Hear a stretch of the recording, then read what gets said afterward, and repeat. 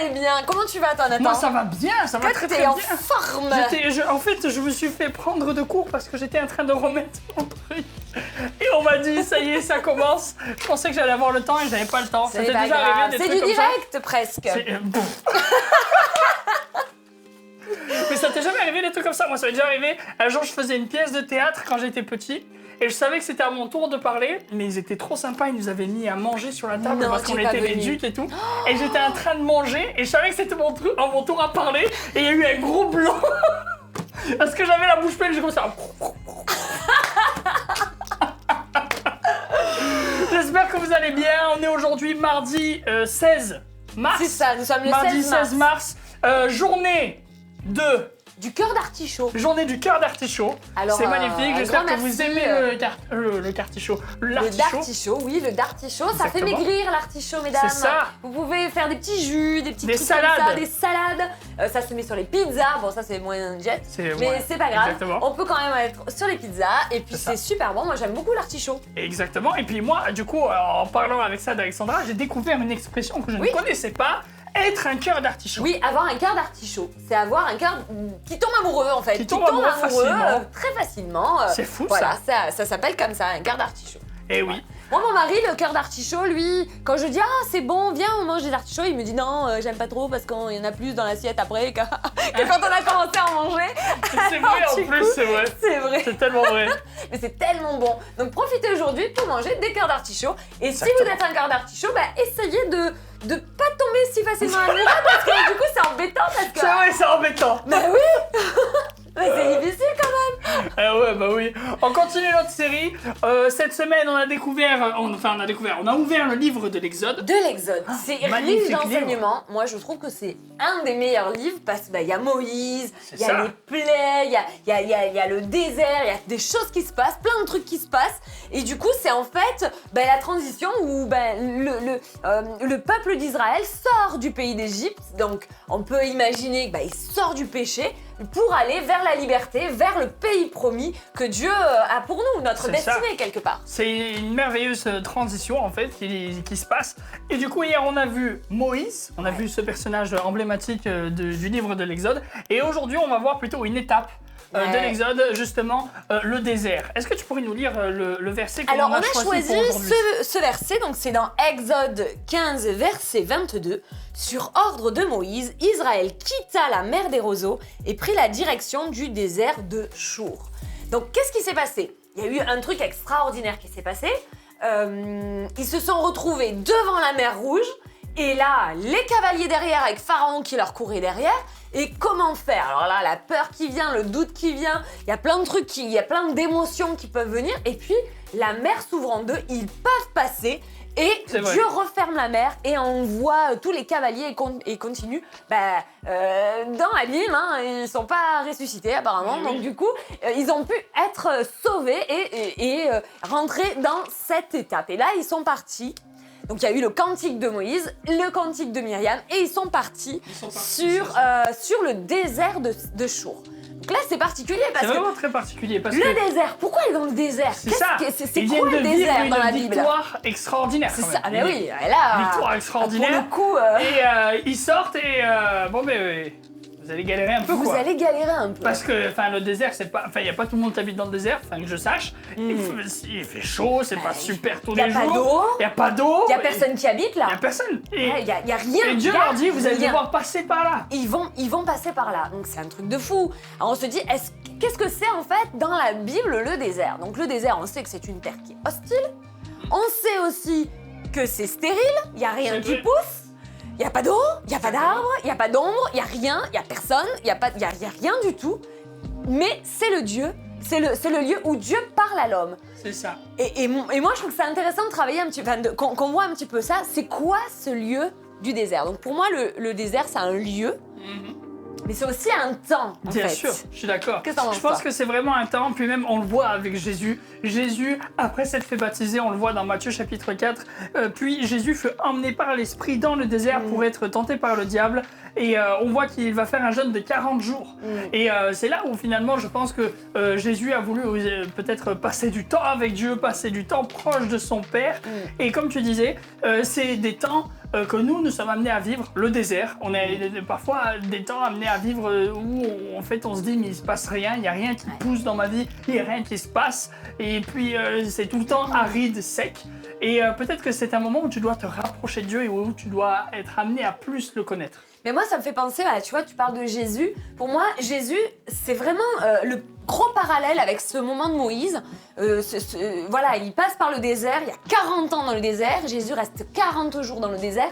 Et en fait, ils ont raté quand même. On peut dire une chose qui s'est passée dans le désert, c'est que le peuple d'Israël, il n'a pas recherché Dieu, il a murmuré, il a râlé, il a fait un veau d'or, enfin ça a été terrible. Ah oui. Et Jésus, lui, a montré l'exemple, il est un modèle exemplaire de dire voilà ce qu'il aurait fallu faire.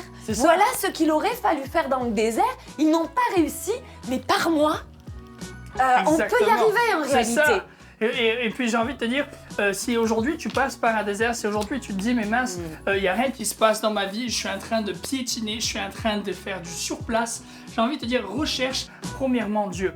Recherche simplement des temps avec lui. Peut-être qu'au début tu vas rien voir, peut-être que ça va pas changer de suite.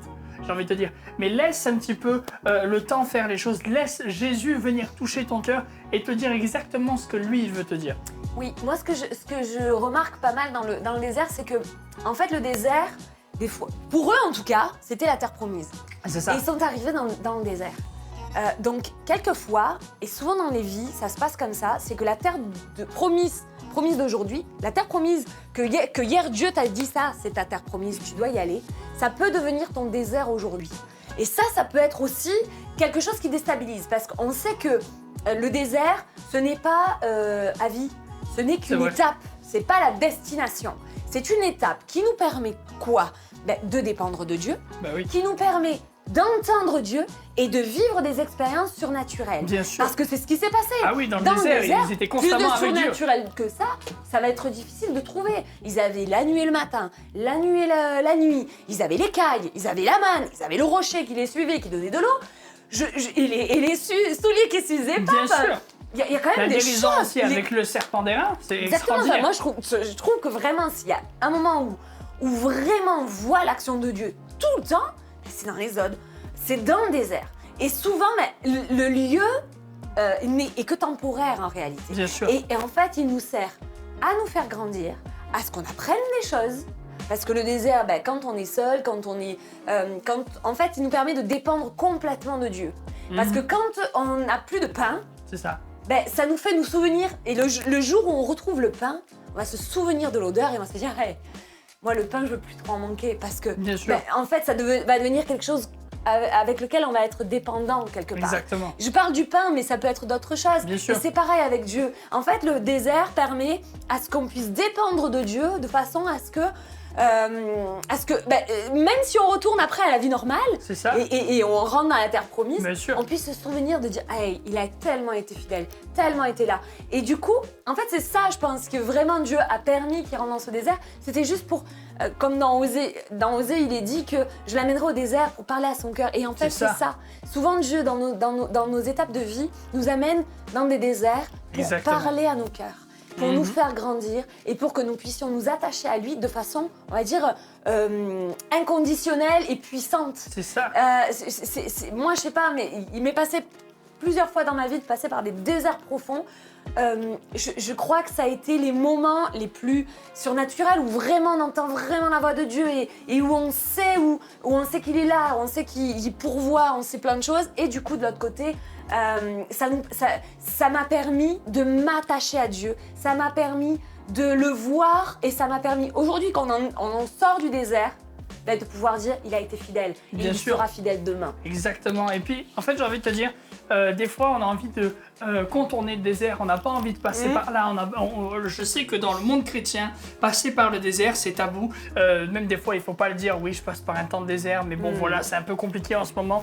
Mais en fait le temps de désert c'est des moments où tu vas pouvoir faire du 1 à 1 avec Dieu, des moments où tu vas pouvoir le rencontrer personnellement, où tu vas pouvoir vivre des choses puissantes avec lui. Je me souviens un petit peu de cette image qui n'est pas vraiment comme le désert, mais c'était le pasteur Bernard Jolion sur Marignane qui nous en avait parlé lors d'une prédication. Je trouvais ça très fort. Il disait que quand on est chrétien, on cherche souvent à être au sommet de la montagne. Parce qu'on veut souvent voir Dieu, on veut souvent être proche de lui. Mais là où il y a la fertilité, c'est dans la vallée. Et on va pas souvent dans la vallée. Non. Et j'ai envie de te dire, dans le désert, c'est là où tu vas pouvoir vivre des choses tellement puissantes avec Dieu, comme justement ce peuple d'Israël qui voyait des miracles sur miracles sur miracles.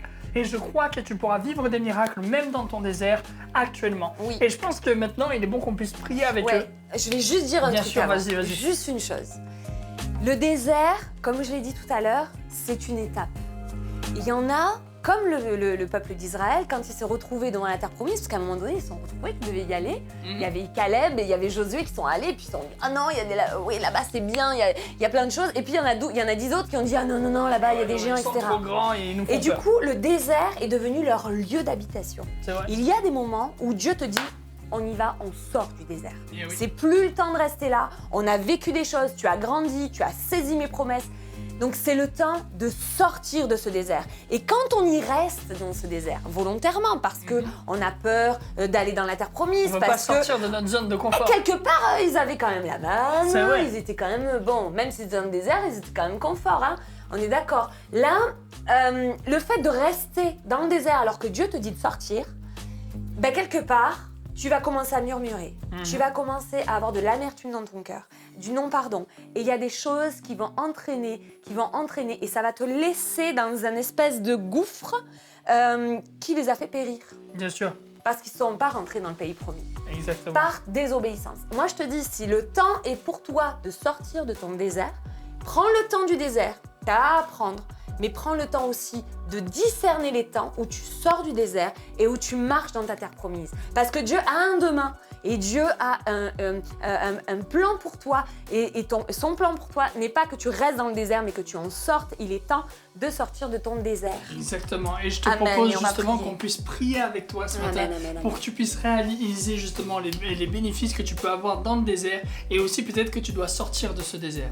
Amen. Seigneur, je veux prier pour ces personnes qui sont là et qui nous écoutent, que tu puisses les bénir, Seigneur, derrière leur écran, peu importe le moment de la journée, que ça soit le matin pour eux ou alors qu'ils nous regardent en rediffusion le soir, qu'ils puissent prendre cette victoire et se dire « Oui, je suis dans le désert, mais je vais vivre des choses puissantes avec toi, je vais pouvoir reconnecter avec toi, je vais pouvoir vivre des miracles tellement puissants. » Jésus. Ou alors « Oui, je vais devoir sortir du désert et je vais devoir sortir de ma zone de confort Eh oui, parce que Jésus. maintenant j'ai grandi, maintenant j'ai acquéri des choses et je vais devoir les utiliser pour pouvoir Amen. conquérir la terre promise. Amen. Seigneur, donne des choses puissantes à toutes ces personnes qui sont là et qui nous écoutent. Amen. Amen. Et amen. C'est bon ça, merci Ah oui, Seigneur. ça m'a fait du bien, vraiment. Sans plus tarder, on passe à notre prochaine rubrique, celle que vous attendez toutes et tous. C'est le Béniscope.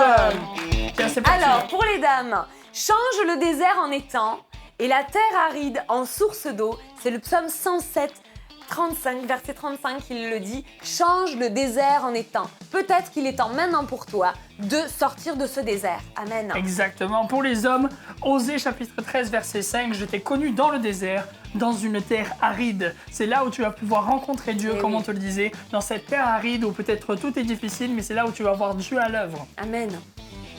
Pour les couples, Colossiens 1:11 dit « Fortifiez à tous égards par la puissance glorieuse, en sorte que vous soyez toujours et avec joie, persévérants et patients. » Amen. Amen. Pour les jeunes, Matthieu chapitre 4 verset 1, alors Jésus fut amené par l'Esprit dans le désert pour être tenté par le diable. C'est des moments où finalement peut-être tu vas être tenté, des moments où ça va être un petit peu compliqué, mais c'est là où tu vas pouvoir apprendre des choses sur toi-même et sur Dieu. Amen. Pour les célibataires, le désert et le pays aride se réjouiront. La solitude s'éguera et fleurira comme un narcisse. Amen. Ésaïe 35, verset C'est beau 1. ça. Et pour les seniors, je ferai jaillir des fleuves sur les collines et des sources au milieu des vallées. Je changerai le désert en étang et la terre aride en courant d'eau. Ésaïe 41, verset 18. Merci Seigneur pour ce béniscope. J'espère que ça va pouvoir vous faire du bien aujourd'hui. On se retrouve demain avec Sharky's Touch à 10h. Oui, c'est ça. On Bien se sûr. retrouve aussi tous les soirs pour Un jour, un psaume avec sûr. Marc. Exactement. Jesus Coffee demain à 7h aussi. Et n'oubliez pas, source de vie. The Church to be. Salut tout le monde! À très vite.